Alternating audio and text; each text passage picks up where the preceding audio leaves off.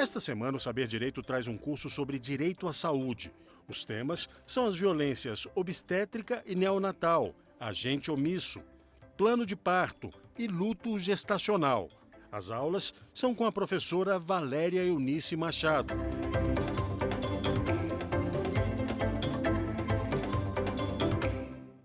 Olá a todos, sejam bem-vindos a essa aula sobre fundamentos da violência obstétrica e agente omisso. Meu nome é Valéria Eunice Machado, sou professora dos direitos do ciclo gravídico e puerperal e neonatal e é um prazer imenso estar com vocês falando sobre esse tema de relevância pública. É um tema que está em alta, está sendo muito buscado na internet, justamente pelo alcance da informação para a população sobre esse tema que é de importância de todos, sendo mulher, homem. Se você nasceu, esse direito é seu também. A violência obstétrica, ela é extremamente comum, mas ao contrário do que pensamos, essa violência não alcança na formalização de denúncias. E por quê?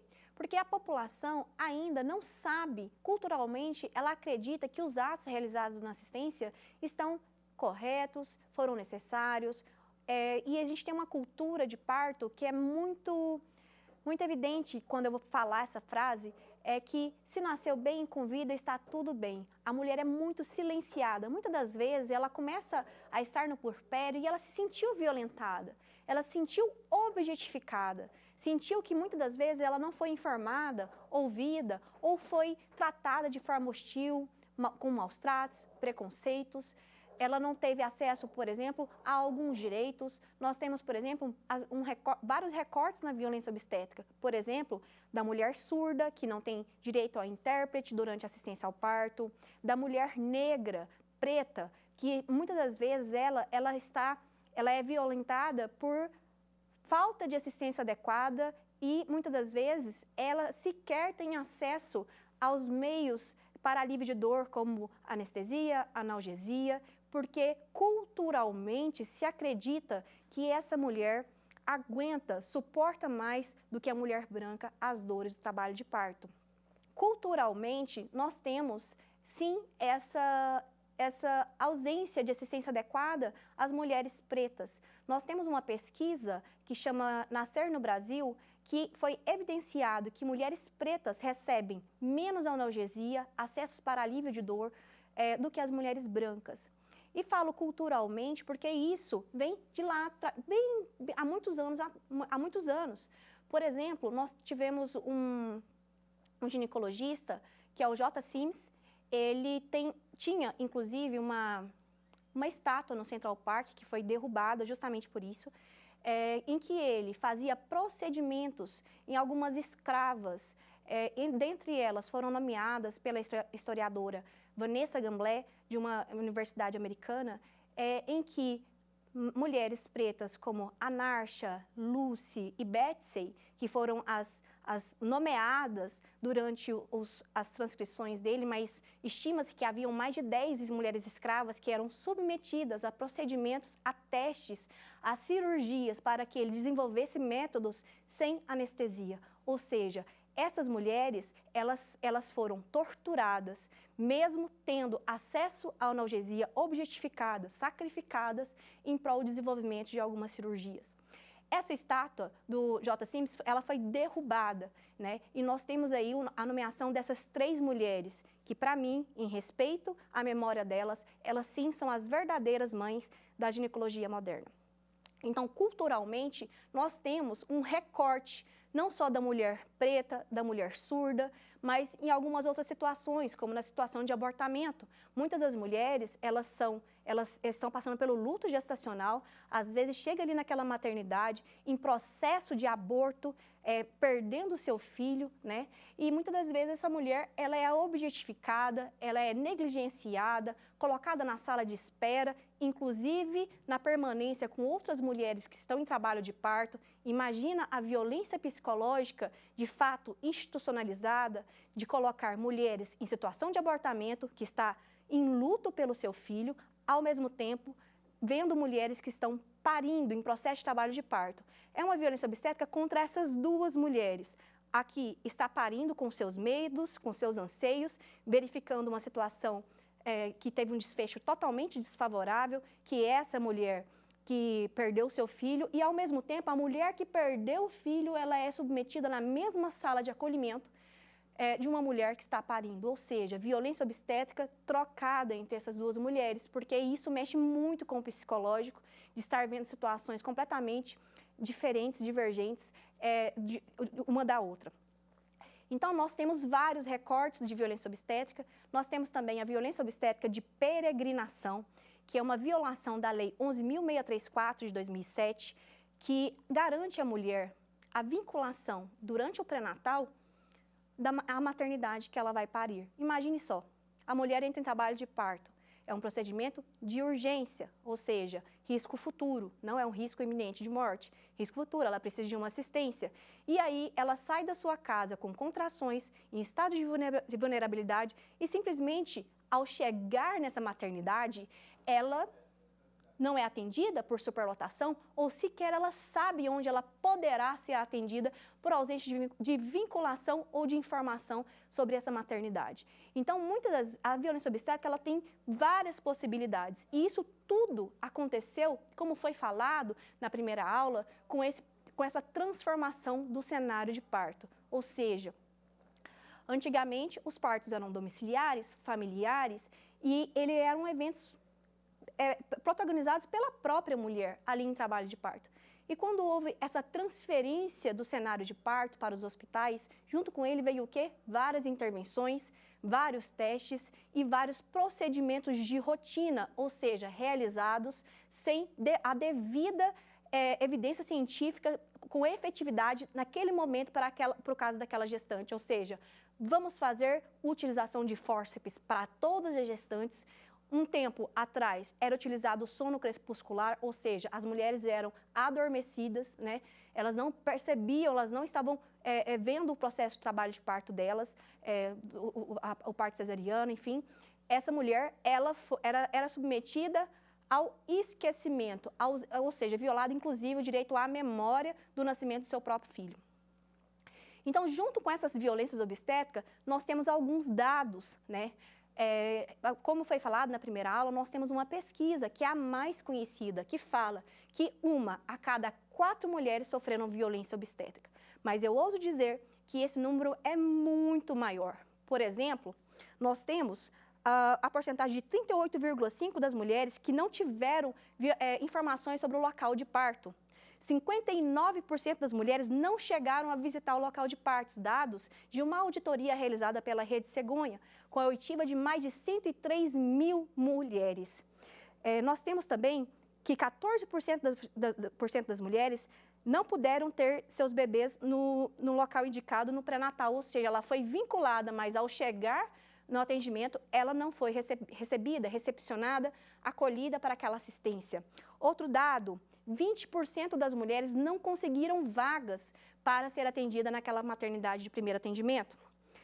Quase 18% das mulheres não conseguiram ter seus partos no momento, naquele primeiro hospital, naquele primeiro estabelecimento que procurou. Ou seja, se você analisar esses dados, você percebe que o número de violências, de violações de direitos é muito maior do que o achado nessa pesquisa da Perseu Abramo.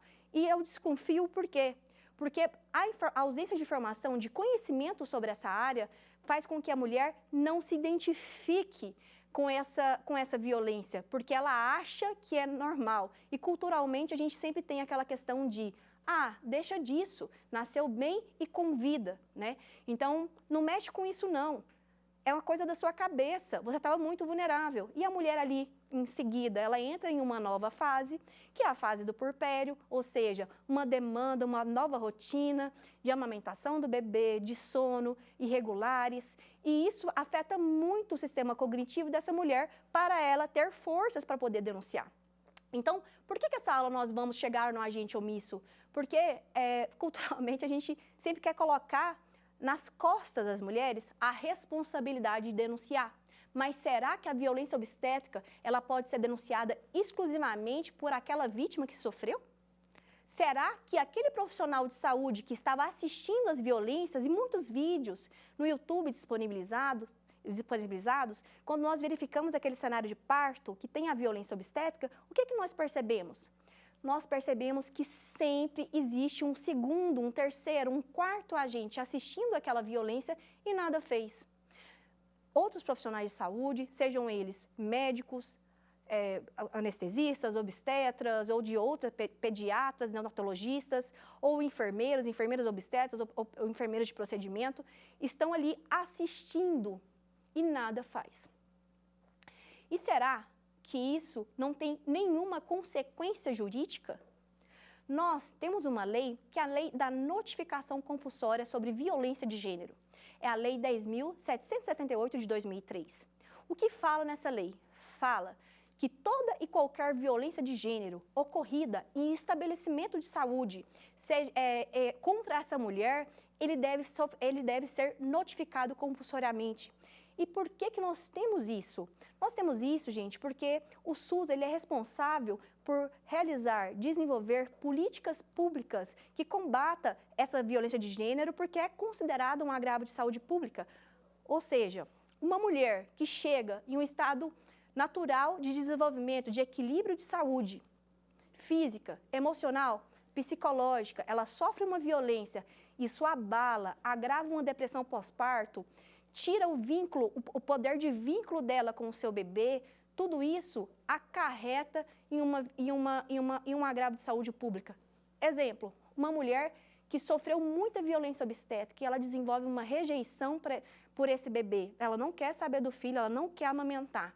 Imagina só para essa criança que tem direito à amamentação, direito a ter acesso ao colostro, que faz parte da imunização dele, e essa criança simplesmente passa a não ter acesso ao calor, ao afeto de sua mãe. E então nós temos duas pessoas com sequela, que sofrem esse agravo de saúde pública, que é a violência obstétrica. Então, para o Brasil poder acionar, mobilizar e desenvolver políticas públicas, ou seja, cumprir a lei federal do SUS, nós deveríamos ter acesso a essas notificações compulsórias para saber o porquê que foi violado, como conseguir adequar procedimentos de segurança dessa paciente, de monitoramento, e assim conseguir ter êxito para combater e erradicar essa violência. A nossa Constituição Federal coloca a salvo, está na estrutura do nosso artigo 1º da Constituição Federal,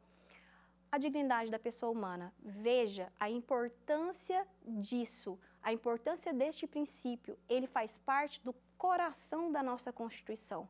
Ele é tão importante que ele está lá, no 1º artigo da Carta Magna.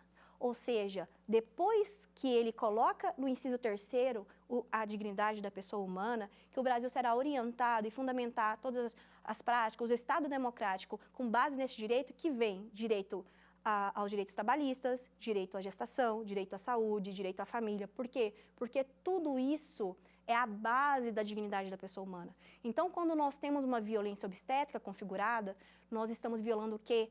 A nossa base, o coração da nossa Constituição, a estrutura do nosso Estado democrático.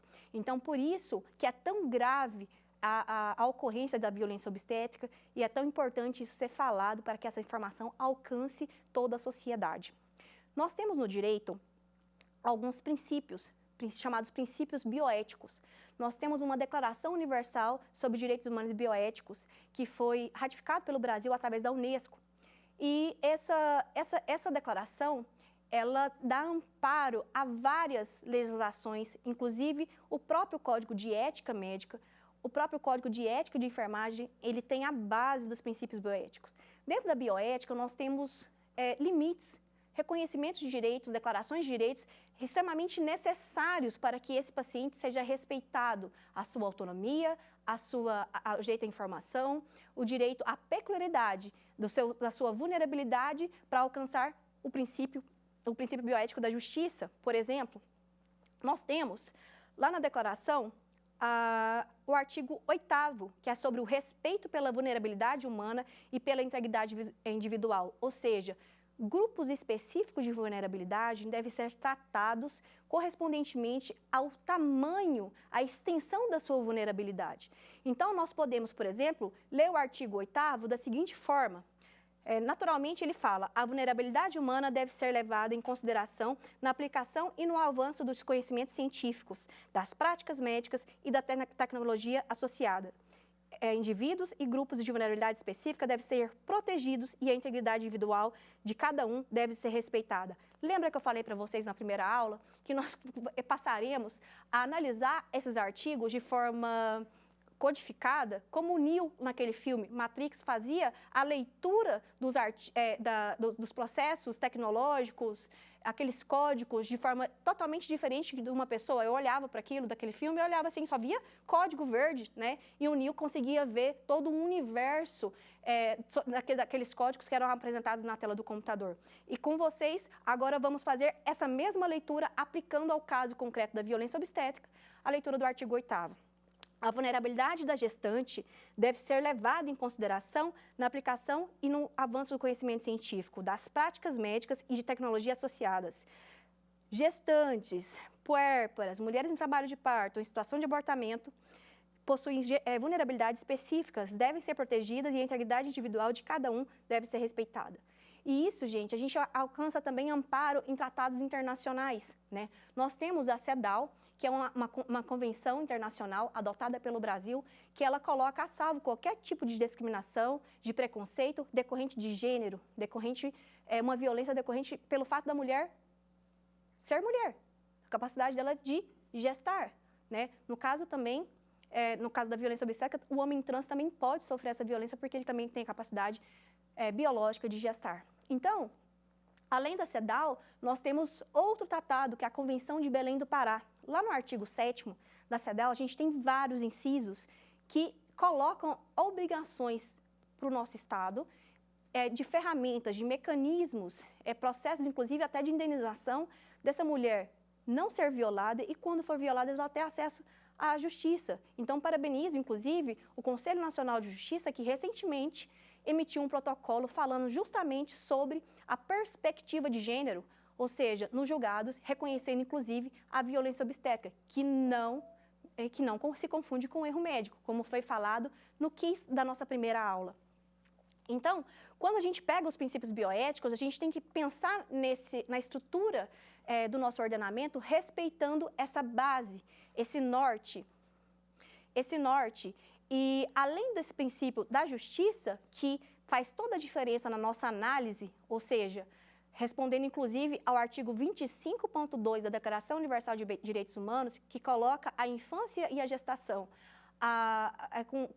com respaldo especial, uma proteção especial, ou seja, diferenciada durante a assistência, colocando ênfase justamente nessa questão de vulnerabilidade, grupos específicos de vulnerabilidade. Ou seja, quando a gente faz essa análise sistemática, fazendo essa leitura, essa releitura, analisando como violência obstétrica, nós percebemos que o que aquelas mulheres, lá naquele dossiê Parirás com Dor, que está disponível no Senado Federal, que eu comentei com vocês na primeira aula, todos os gritos, todos os anseios, todas as reclamações, clamores, elas têm correspondência no nosso ordenamento.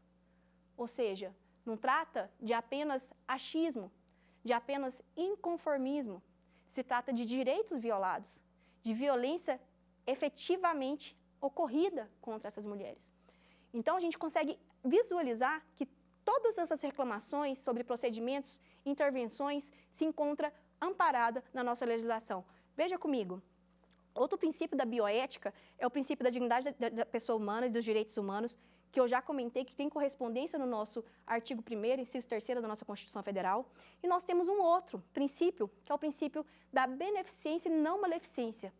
Vocês já escutaram a máxima do primeiro não danar?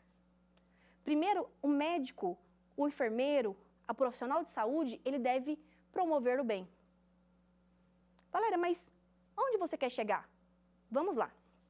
Por exemplo, o meu braço, ele tem pelos. Possivelmente o seu também. E aí eu quero chegar no objetivo de extrair esses pelos. Eu posso utilizar, por exemplo, um gilete, uma lâmina, para raspar. Eu alcancei o meu objetivo? Sim. Quais são os riscos? Posso cortar, errar aqui na hora de passar, cortar. É um risco.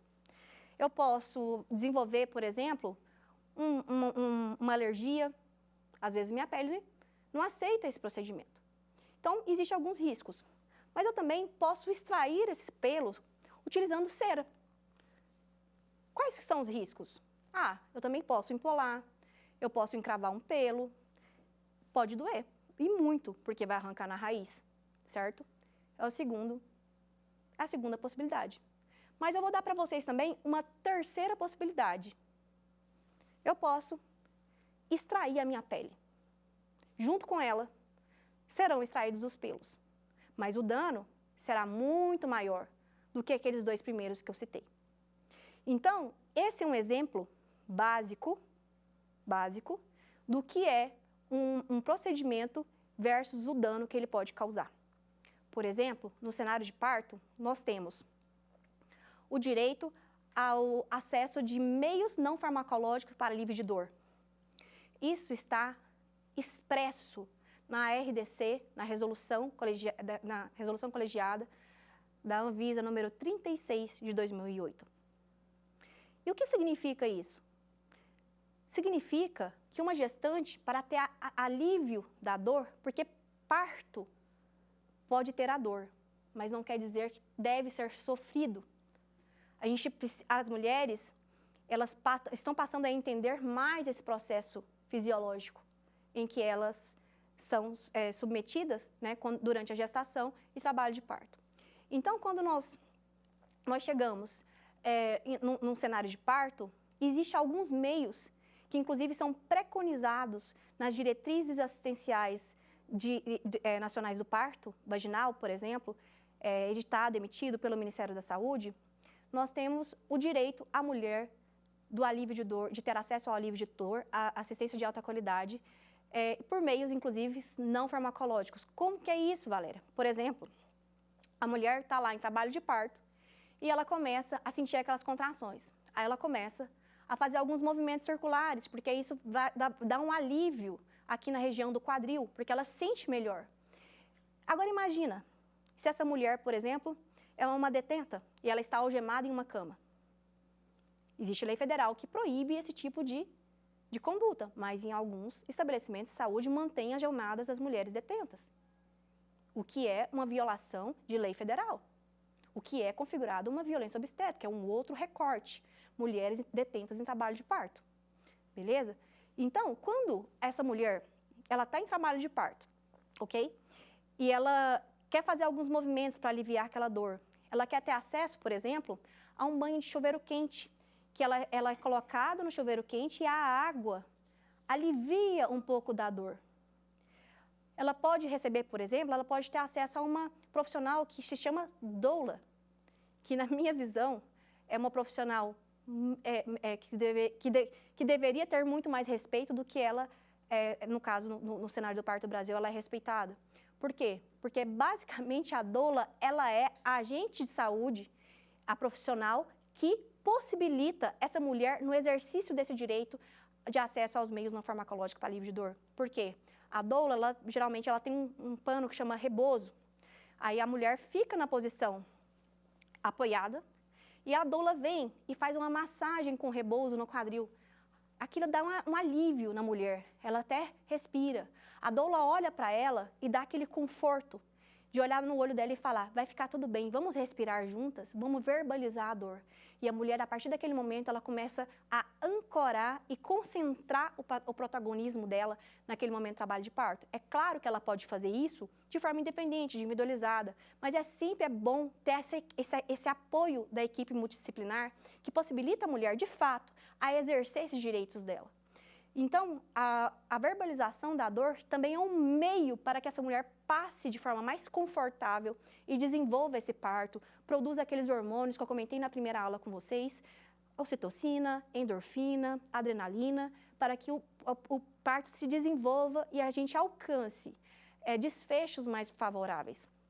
Então, a verbalização da dor, acesso à aromaterapia, reconhecida inclusive pelo Ministério da Saúde nessas diretrizes, dá um alívio, a mulher começa a respirar, ela começa a concentrar naquele momento dela e ela entra num estado que popularmente é conhecido como partolândia, que é um estado de consciência alterado. Então, toda mulher, por meio da assistência operacional básica ao parto, reconhecida pela Anvisa, né, que é aplicado no âmbito público e no âmbito particular, essa mulher tem direito aos alívios de dor de forma não farmacológica. E quando se tem uma falta, uma ausência de assistência no serviço de saúde, né, com esse olhar respeitoso aos direitos, ao princípio da não maleficência e beneficência que eu comentei com vocês, o que acontece? Como é que se alivia a dor dessa mulher? Do meio mais danoso. O que elas passam a fazer? Analgesia, ou seja, aplicação de fármacos. Levar essa mulher para o cenário de um centro cirúrgico para tomar anestesia, ou seja, ela é levada para um ambiente altamente claro, gelado. E isso deixa a mulher muito desconfortável, porque ela acaba que perde a privacidade, perde aquela ambiência acolhedora que inclusive é preconizada pelo Ministério da Saúde e por essa RDC da Anvisa. E essa mulher passa a se sentir incômodo. E isso acaba interferindo no desfecho e no progresso desse trabalho de parto. Porque o desenvolvimento desse parto está ligado de forma biológica. Imagina, esses mesmos hormônios, ocitocina, endorfina e adrenalina, que são produzidos durante o trabalho de parto, são os mesmos hormônios que um homem e uma mulher, eles produzem durante uma relação sexual. Ou seja, são hormônios que estão interligados com o bem-estar, estão interligados com movimentos emocionais, sentimentais do ser humano. Então, quando essa mulher é colocada de forma desconfortável, violada, em ambientes frios, gelados, com alta claridade, ela passa a quebrar o processo, né? Porque a progressão do trabalho de parto está ligada com o lado emocional também da mulher. Ela não é uma máquina. Ela é um ser humano que necessita de ter todo esse momento acolhedor para que ela possa progredir esse trabalho de parto. Então, quando esses processos eles são feitos de rotina, com grandes interferências, com violências obstétricas, de violação de direito, com violências obstétricas de excesso de medicamentos, de patologização desses processos naturais do parto, eles ferem diretamente o princípio bioético da não maleficência e da beneficência. Esses princípios, eles têm um reflexo nas resoluções dos conselhos profissionais. Geralmente, nos códigos de ética dessas profissões, eles falam sobre essa questão do respeito dos princípios bioéticos. Por isso que os médicos, por exemplo, eles são obrigados, e isso está expresso no Código de Ética Médica, de sempre aprimorar as suas técnicas. E ele deve agir com as técnicas e meios disponíveis da melhor forma e visualizando o melhor progresso científico, respeitando, além do princípio da beneficência, da não maleficência, respeitando o consentimento, a autonomia desse paciente. O tema violência obstétrica, ele gera um pouco de desconforto, principalmente na classe médica, por incômodo da terminologia, por se chamar e ser reconhecido de forma internacional violência obstétrica. Como foi falado na primeira aula, não se trata de uma declaração de que os médicos obstetras são os agressores. Na verdade, se refere a uma violência durante essa assistência obstétrica, que ela pode ser feita por qualquer agente, médico, pediatra, sendo ele obstetra, pediatra, anestesista, pode ser enfermeiros durante a assistência, pode ser recepcionista da maternidade, diretor técnico, segurança, vários agentes. Ou seja, não necessariamente o agressor, ele é o obstetra. Me fale uma coisa, qual médico que se formou pensando em violentar uma mulher em estado de vulnerabilidade? É claro que não. Por isso que é importante a gente sempre estar cobrando esse aprimoramento da assistência, porque muitas das vezes esse médico, quando ele estava na fase estudantil, que ele era um estudante de medicina, ele acreditava, por exemplo, que a episiotomia deveria ser realizada sempre. E agora ele começa a ser questionado que não deve ser utilizado. Então, sim, é necessário a gente ter um progresso dessa assistência. O coronavírus veio nos ensinar que sempre é possível melhorar e adequar os estilos de procedimentos, ou seja, sempre aprimorar e sair e trazer uma assistência baseada em estudos randomizados, baseados em evidência científica e não no achismo do que se é, de fato, necessário ou não realizar como intervenção obstétrica, médica, durante aquela assistência. Quando a mulher relata ausência de privacidade, por exemplo, confidencialidade durante essa assistência obstétrica, muitas das vezes, ela está se referindo a um sentimento de violação. E quando nós vamos buscar amparo na legislação, no nosso ordenamento, sobre a concretização, sobre a tradução desse sentimento de mágoa, esse sentimento de violação, de ser uma vítima, nós encontramos, por exemplo, um respaldo no princípio da confidencialidade e privacidade. Todo paciente tem direito à privacidade. E muitas das vezes, nas maternidades, principalmente nas maternidades e escolas, nós temos uma quantidade muito grande de estudantes, e esses estudantes sempre são assistidos por outros profissionais, devem ser assistidos por outros profissionais, e algumas vezes o que se relata dessas vítimas é que essas mulheres são submetidas a atos exclusivamente para ser objeto de estudo desse estudante de medicina. Existem relatos de mulheres pretas que elas declaram que sofreram toques sucessivos de rotina. Toque é um exame em que o médico introduz os dedos no canal vaginal da mulher e ele consegue fazer a medição de quantos centímetros tem a dilatação do trabalho de parto daquela mulher, durante o trabalho de parto. Então, se tem 2, se tem 3, e ali ele vai fazendo a medição da dilatação dessa mulher. Então, quando essa mulher relata que fizeram filas de estudantes de medicina e começaram a fazer exames de toque sucessivos, geralmente se trata de hospital, escola, né? E essa mulher, quando ela está lá em trabalho de parto, na maioria das vezes, o que se faz? As pessoas que estão ali trabalhando, que estão ali estudando, elas abrem a porta. Ferem o quê? A privacidade dessa paciente. Imagina, você está em trabalho de parto, você está num ambiente acolhedor, escurinho, ali na respiração, possivelmente acompanhada do pai da criança ou de outra pessoa de confiança dessa gestante, e ela está ali naquele estado de consciência que popularmente nós conhecemos como parto-Holândia. Agora imagina, mulher está lá nesse estado e alguém abre a porta, liga a luz, né? Aquela luminosidade excessiva, entra um profissional e mais uma quantidade de estudantes e fala, agora nós vamos fazer o exame de toque. Será realmente necessário? Primeira pergunta. Essa mulher é obrigada a fazer o exame de toque? Ela é obrigada, por estar sendo assistida em um hospital-escola, a ser objeto de estudo dos estudantes de medicina? É claro que não. Ah, Valéria, mas como eles vão aprender? Não sei, não é problema, pega um boneco, resolve, pede o consentimento, faça com cautela. Esse problema pode ser de qualquer pessoa, menos da mulher que está sendo assistida. É tão absurdo achar que uma mulher em trabalho de parto deve ser utilizada como objeto de estudo de estudantes de medicina, isso contraria a dignidade da pessoa humana.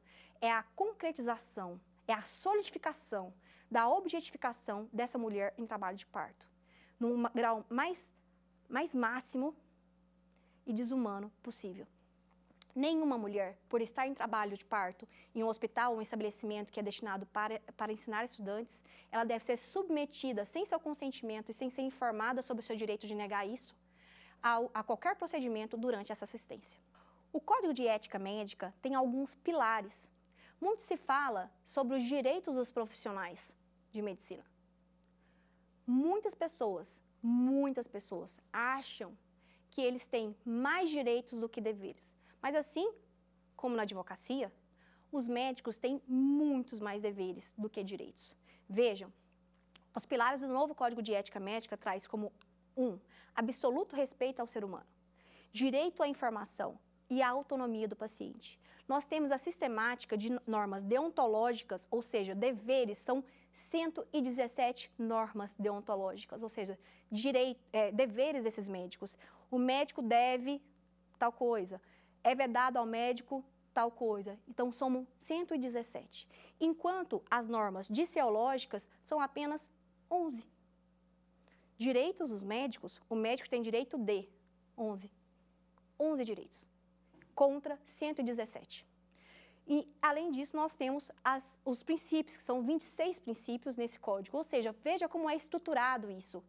O amparo a essa paciente, ele é muito maior como direitos da paciente do que algo a ser violado por falar que está no limite ali do direito do profissional de saúde. Eu trouxe esse exemplo e nós iremos aprofundar muito nesse tema na nossa aula de plano de parto, sobre o direito à autonomia do paciente entrar em colapso com o direito à autonomia profissional.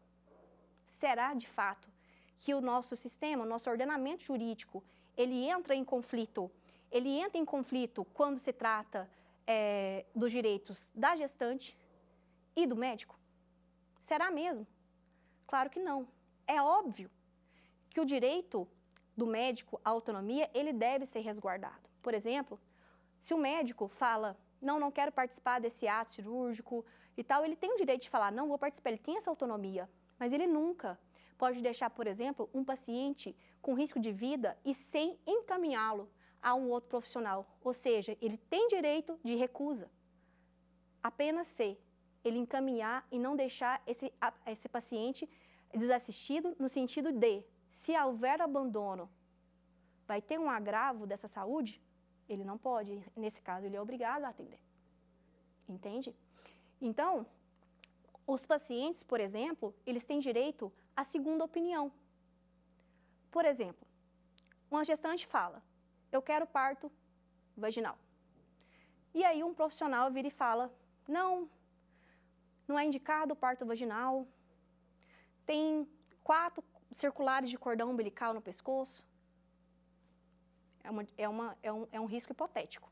Não existe evidência científica para circular de cordão umbilical para se fazer cesariana. Isso é um risco hipotético. O cordão umbilical, ele é gelatinoso.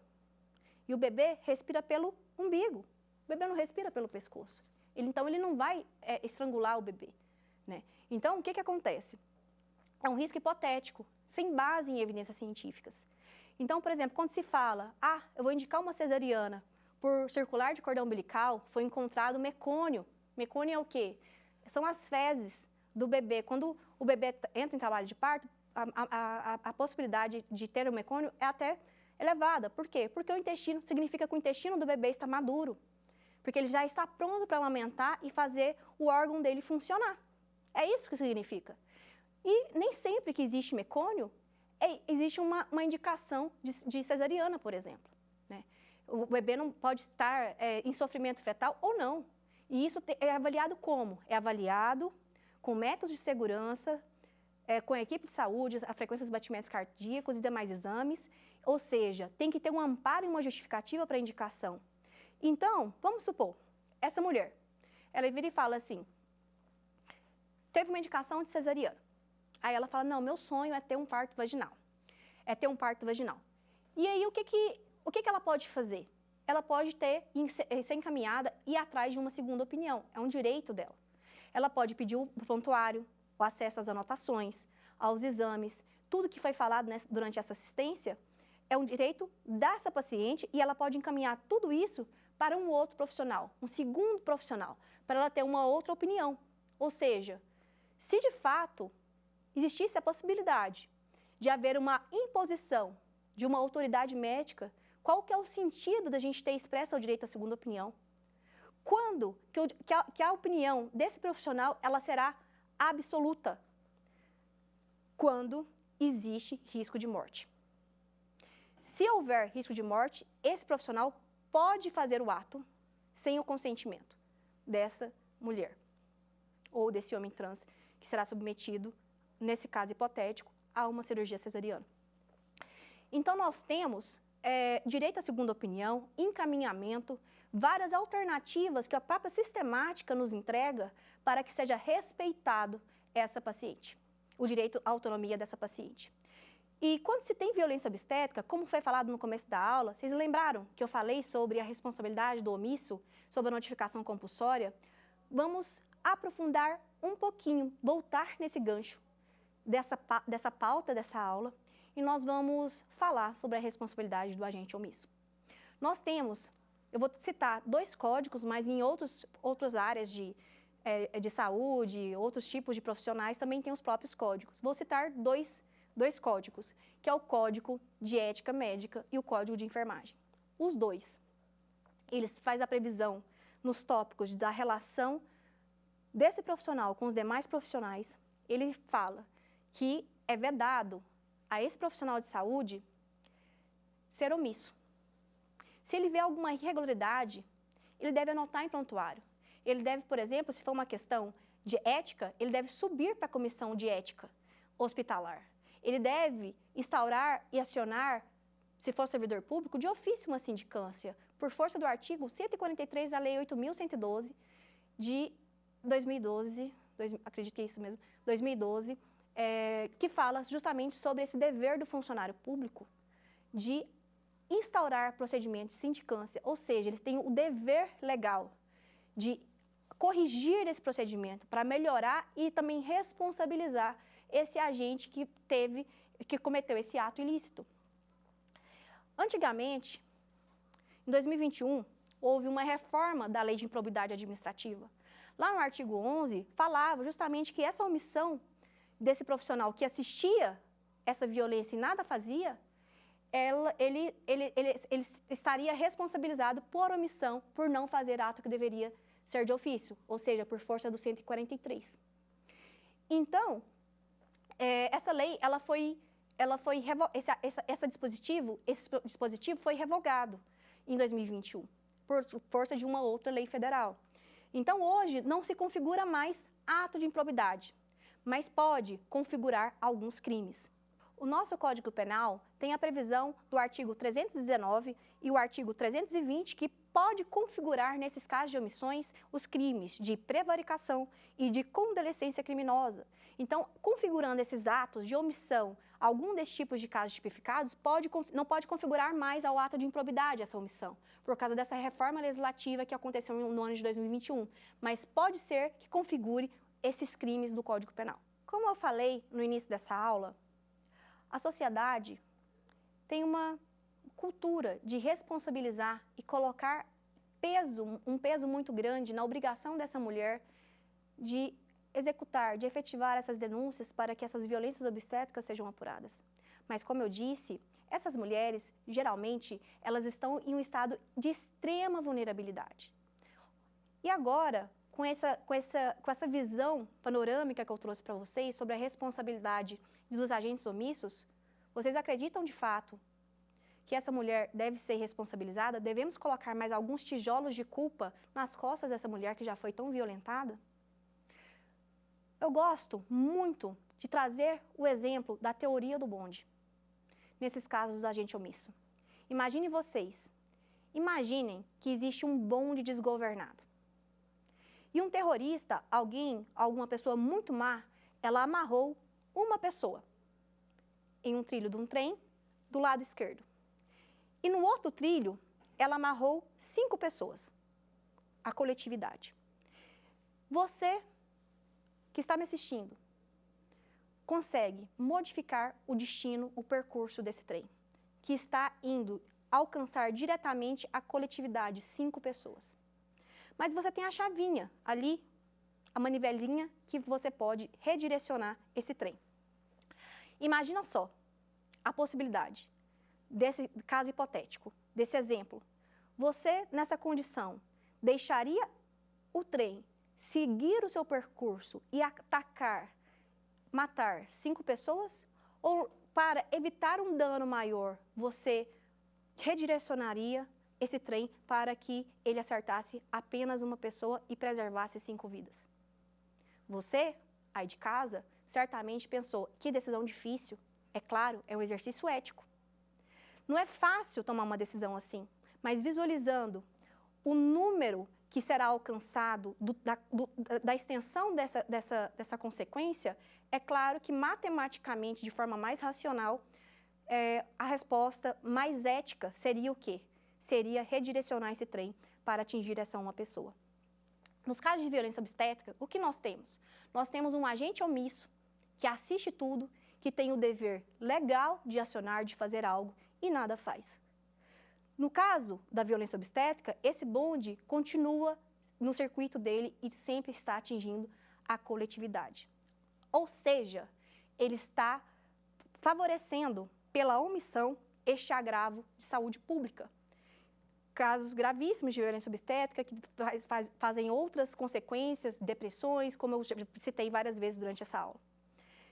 Então, pela teoria do bonde, hoje, o que nós estamos vivenciando nesse país?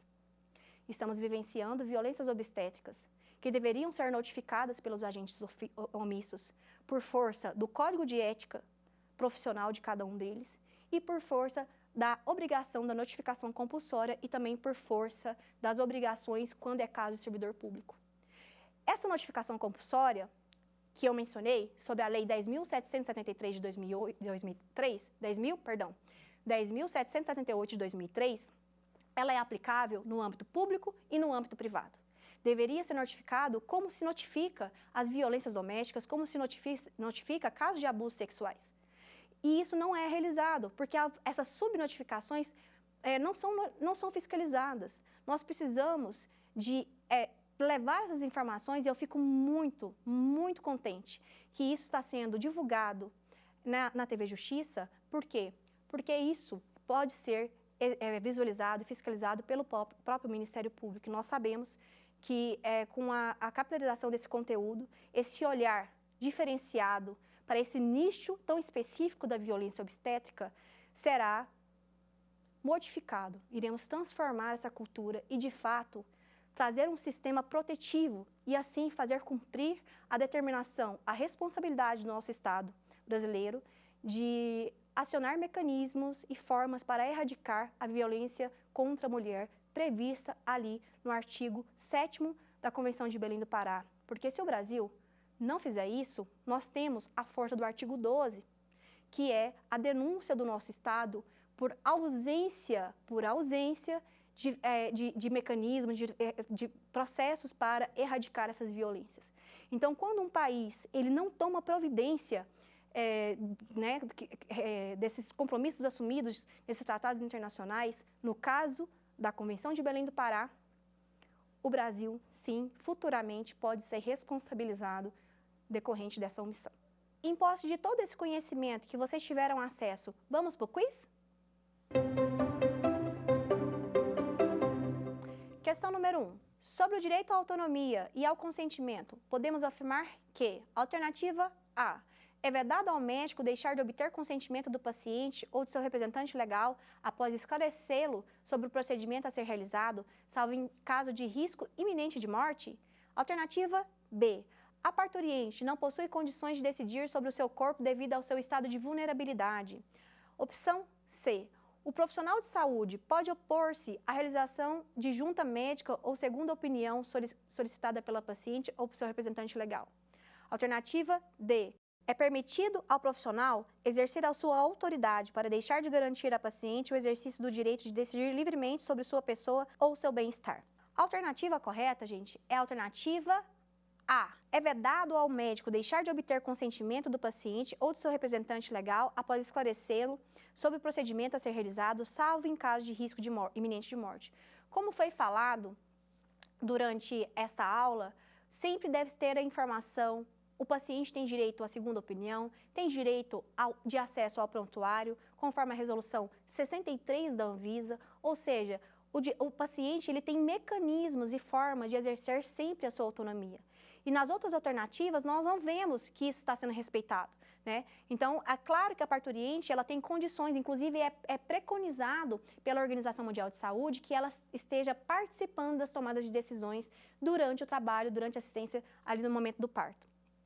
E nunca um profissional pode se opor à realização da junta médica da segunda opinião. Então, é por isso que a alternativa A que está correta. Agora iremos responder a segunda questão. Vamos lá? Referente aos deveres e as relações entre os profissionais de saúde envolvidos na assistência, assinale a alternativa incorreta. Alternativa A. É vedado acobertar erro ou conduta antiética de qualquer profissional que presta assistência. Alternativa B. É vedado revelar fato de que tenha conhecimento em virtude do exercício de sua profissão, salvo por motivo justo, dever legal ou consentimento por escrito do paciente. Alternativa C. O profissional de saúde que presenciar a ocorrência de violência obstétrica deve providenciar a notificação compulsória e demais procedimentos para apuração ética do agressor no moldes da lei. Alternativa D.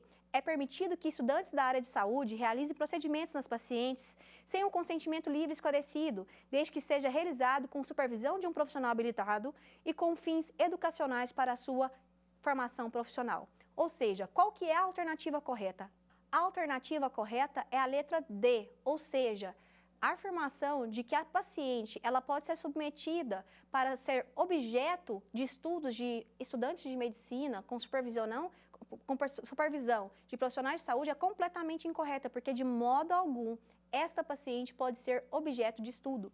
E nas outras alternativas, a gente tem toda a correspondência com os códigos de éticas profissionais, falando sobre a possibilidade, a vedação de acobertar erro ou conduta antiética de outro profissional, sobre a questão do sigilo, dessa privacidade da paciente que foi mencionada durante a aula, e também sobre a obrigação de realizar a notificação compulsória por força da Lei Federal 10.778. Agora, nós iremos ir para a questão número 3.